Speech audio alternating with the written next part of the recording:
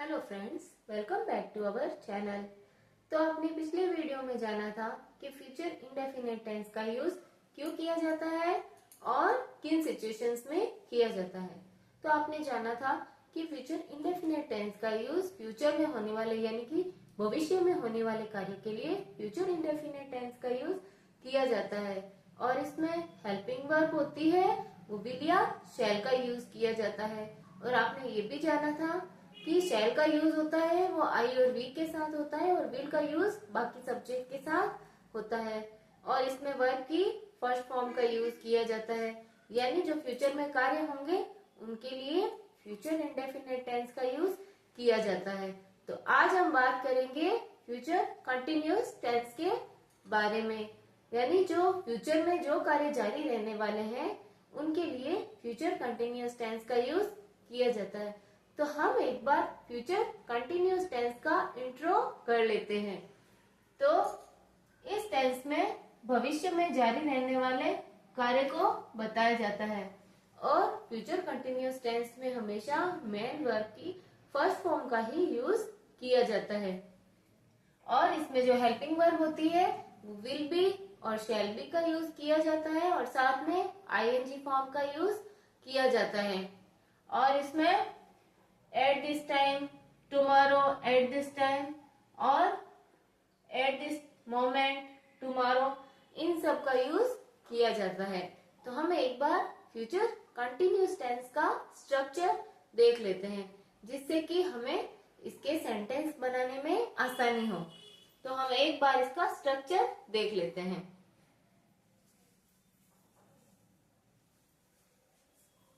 तो हम इसका स्ट्रक्चर देखेंगे।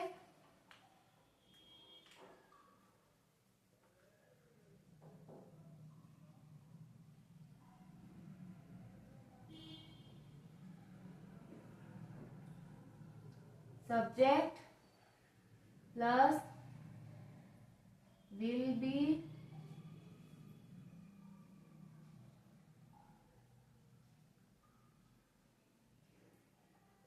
शैल बी, विल बी और या शैल बी प्लस वर्ब की first form plus ING plus object.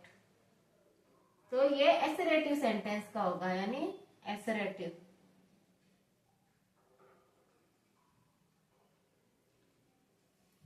अब हम इसका इंटेरोगेटिव सेंटेंस का स्ट्रक्चर देखेंगे।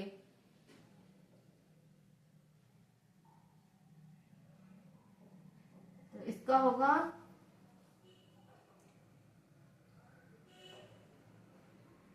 विल शैल, इंटेरोगेटिव है तो हेल्पिंग वर्ब पहले आएगी plus subject plus be plus verb की first form plus ING plus object. अब हम इसका नेगेटिव सेंटेंस देखेंगे।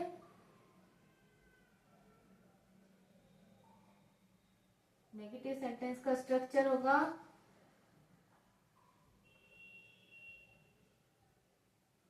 सब्जेक्ट प्लस विल या शैल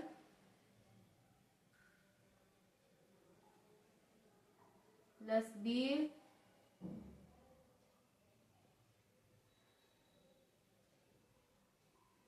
नॉट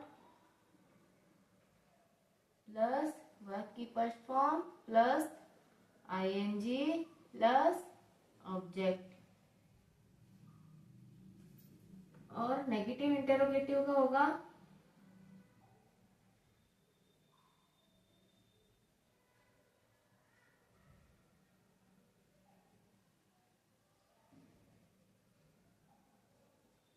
इसका स्ट्रक्चर होगा वो होगा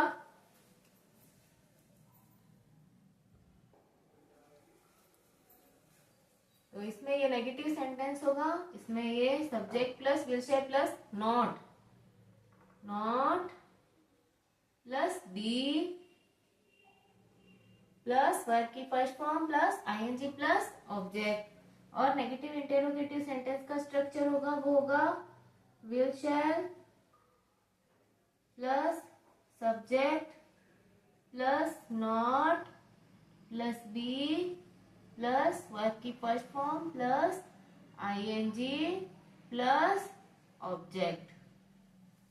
तो नेगेटिव इंटेरोगेटिव है इसमें, तो इसमें ये हेल्पिंग वर्ब पहले आएगी, और ये नेगेटिव में हमेशा सब्जेक्ट पहले आता है, इंटेरोगेटिव होगा उसमें हेल्पिंग वर्ब पहले आएगी। यानी जो नेगेटिव और एसरेटिव सेंटेंस होंगे यानी कि सकारात्मक और नकारात्मक वाक्य होंगे उनमें हमेशा सब्जेक्ट पहले आएगा, और जो इंटेरोगेटिव और नेगेटिव इंटेरोगेटिव सेंटेंस होंगे उनके अंदर हेल्पिंग वर्ब पहले आएगी। तो हम एक बार इसके सेंटेंसेस भी देख लेते हैं कि इससे सेंटेंसेस कैसे बनते हैं।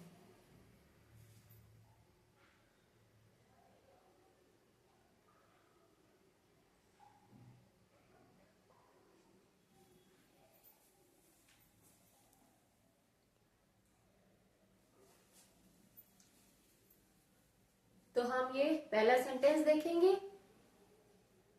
दे विल बी स्लीपिंग। तो इसमें ये दे सब्जेक्ट आ रहा है और ये विल बी है जो हेल्पिंग वर्ब आ रही है, और वर्ब की फर्स्ट फॉर्म और आईएनजी आ रहा है। तो इसमें जो हिंदी में सेंटेंस होते हैं उसमें होता है रहा होगा, रही होंगी या रहे होंगे, इस तरह से हिंदी में सेंटेंस बनते हैं। तो इसमें दे विल बी स्लीपिंग यानी कि वे सो रहे होंगे, तो दे विल बी स्लीपिंग वे सो रहे होंगे, ये फ्यूचर कंटिन्यूस टेंस आ गया। I shall be travelling in train at this time tomorrow, यानी कि इस समय में ट्रेन में ट्रेवल कर रहा होगा, यानी कि कल इस समय में ट्रेन में ट्रेवल कर रहा होगा, यानी फ्यूचर कंटिन्यूस टेंस आ रहा है इसमें। आई शैल बी, आई सब्जेक्ट हो गया, शैल बी हेल्पिंग वर्ब हो गई, वर्ब की फर्स्ट फॉर्म आईएनजी हो गया और ये ऑब्जेक्ट हो गया। He will be studying in this room, यानी कि वो इस room, he will be studying in his room, यानी कि वो अपने कमरे में पढ़ रहा होगा। तो ये ही सब्जेक्ट आ गया, विल बी हेल्पिंग वर्ब हो गई, ये स्टडी ये वर्ब आ गई फर्स्ट फॉर्म आईएनजी और ये ऑब्जेक्ट हो गया। They will be discussing some important issue. They will be discussing some important issue. यानी कि वो किसी महत्वपूर्ण मुद्दे पर बातचीत या वार्तालाप कर रहे होंगे, या डिस्कस यानी वे किसी महत्वपूर्ण मुद्दे पे बातचीत कर रहे होंगे।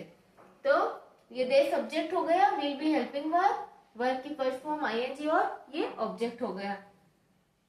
His friends will be playing cards in this room, यानी कि इस रूम में his friends will be playing cards in this room, यानी कि इस कमरे में उसके दोस्त कार्ड्स खेल रहे होंगे। तो ये his सब्जेक्ट आ गया, ये वर्ब, ये his सब्जेक्ट आ गया, ये वर्ब हेल्पिंग वर्ब आ गई और ये वर्ब की फर्स्ट फॉर्म आईएनजी और ये ऑब्जेक्ट हो गया। Will you be playing tennis at this time tomorrow? तो ये आप देखिए ये इंटेरोगेटिव सेंटेंस है, हेल्पिंग वर्ब पहले आई है, तो ये will you be, ये will आ गया हेल्पिंग वर्ब, you सब्जेक्ट आ गया, be वर्ब की फर्स्ट फॉर्म आईएनजी हो गया और ये ऑब्जेक्ट हो गया। यानी कि will you be playing tennis at this time tomorrow, यानी कि इस समय तुम कल टेनिस खेल रहे होंगे, यानी फ्यूचर के लिए बता रहे हैं इसमें। I suppose It will be raining when we start, यानी कि I suppose यानी मैं सोचता हूँ कि बारिश शुरू हो जाएगी जब हम चलेंगे, या हम स्टार्ट यानी कि हम कहीं पे चलना शुरू करेंगे या इस तरह से, या हम जाएंगे या चलेंगे या शुरू करेंगे तो बारिश शुरू हो जाएगी। आई सपोज, तो आई सब्जेक्ट आ रहा है, वर्ब की फर्स्ट फॉर्म, ये helping verb first form ING और ये object. This time tomorrow it will be sitting, this time tomorrow I will be sitting on the beach in Singapore, यानी कि कल इस समय में बीच पर बैठा होऊंगा या बैठा रहूंगा। तो ये दिस टाइम टुमारो यानी ये फ्यूचर के लिए बता रहा है, दिस टाइम टुमारो। तो इसमें आप देखिए इसमें टुमारो एट दिस टाइम, ये इस तरह से फ्यूचर टेंस में यूज किया जाता है। तो ये देखिए दिस टाइम टुमारो यानी इस समय कल।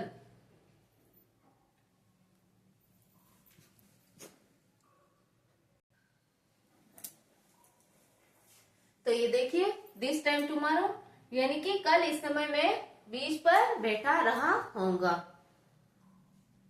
कैन आई, इसमें इस तरह से सेंटेंसेस भी बनते हैं। जैसे कि पूछ रहा है can I see you at 5 o'clock, यानी कि क्या मैं तुम्हें 5 बजे देख सकता हूँ या तुमसे 5 बजे मिल सकता हूँ।